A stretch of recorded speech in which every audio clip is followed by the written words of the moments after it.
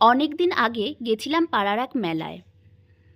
সেখানে অনেক দোকান বসেছে, বেশ বড় মেলাটা। শ্লোক এই জাম্পিংয়ের এগুলোয় ফার্স্ট টাইম উঠেছিল, তাই প্রথমে প্রচণ্ড আনন্দ পেলেও পরে ভয় পাচ্ছিল, তাই তাড়াতাড়ি করে নামিয়ে নিয়ে চলে এসেছি এই ফুলের দোকানটায়।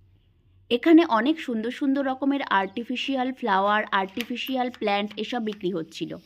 আর আমার সবকটাই এত পছন্দ হচ্ছিল যে শেষ পর্যন্ত আর কোনোটাই কেনা হয়নি, যে কোনটা ছেড়ে কোনটা নেব এই ভেবে।